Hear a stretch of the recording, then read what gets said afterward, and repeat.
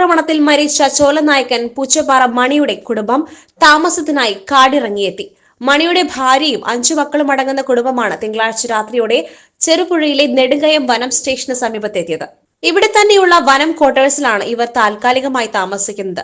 രാത്രി ഭക്ഷണം ITDP എത്തിച്ചു കൊടുത്തു. താമസിക്കാൻ ആവശ്യമായ പായ, പാത്രങ്ങൾ, ഭക്ഷ്യവസ്തുക്കൾ തുടങ്ങിയവ വാങ്ങി നൽകും. പൂച്ചപ്പാറ മണിയുടെ കുടുംബം ഇന്നലെ വൈകുന്നേരം മുതൽ നമ്മുടെ നെടുങ്കയം സ്റ്റേഷന് അടുത്തുള്ള ഒരു കമ്മ്യൂണിറ്റി സെൻറ്ററിലാണ് ഇപ്പം താമസിക്കുന്നത്. നിലവിൽ അവർക്ക് ആധാർ കാർഡ് അതേപോലെ മറ്റ് രേഖകളൊന്നുമില്ല. ഫസ്റ്റ് പടിയായിട്ട് ഈ ആധാർ കാർഡും ബന്ധപ്പെട്ട രേഖകളും അവർക്ക് ഉണ്ടാക്കി കൊടുക്കുക എന്നുള്ളതാണ് പ്രധാനപ്പെട്ട ഒരു ചുമതല. ഇവിടെ വരുന്നതിന് മുമ്പ് തന്നെ നമ്മൾ ഇവിടുന്ന് ജീവനക്കാർ പോയിട്ട് പൂച്ചപ്പാറ കോളനിയിൽ പോയിട്ട് ഈ രേഖകൾ ഉണ്ടാക്കേണ്ടതിൻ്റെ പ്രാരംഭ നടപടികൾ ആരംഭിച്ചിട്ടുണ്ട്.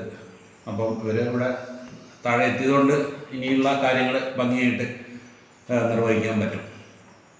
തുടർന്ന് മറ്റ് കാര്യങ്ങൾ വനംവകുപ്പ് പറഞ്ഞിട്ടുള്ള എല്ലാവിധ സഹായങ്ങളും നേരത്തെ നൽകിയിട്ടുള്ള എല്ലാ സഹായങ്ങളും നിർബന്ധമായിട്ട് അവർക്ക് കൊടുക്കുന്നതായിരിക്കും. മണിയുടെ എഴുന്നേൽക്കുവാൻ കഴിയാത്ത കുട്ടി മീനാക്ഷിയെ സഹോദരൻ അയ്യപ്പൻ കുട്ടയിൽ ചുമന്നാണ് മലയിറക്കിയത്.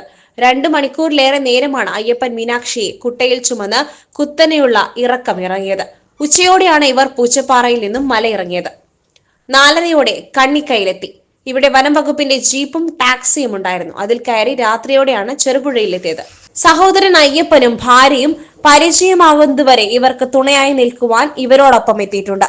മീനാക്ഷിക്ക് ചികിത്സ ലഭ്യമാക്കുന്നതിനും മണിയുടെ ഭാര്യയ്ക്ക് ജോലിക്ക് പോകുന്നതിനും വേണ്ടിയാണ് ഇവർ കരുളായിലേക്ക് താമസം മാറ്റിയത്. SS Gold, Pure Gold. SS Group, Nilambur.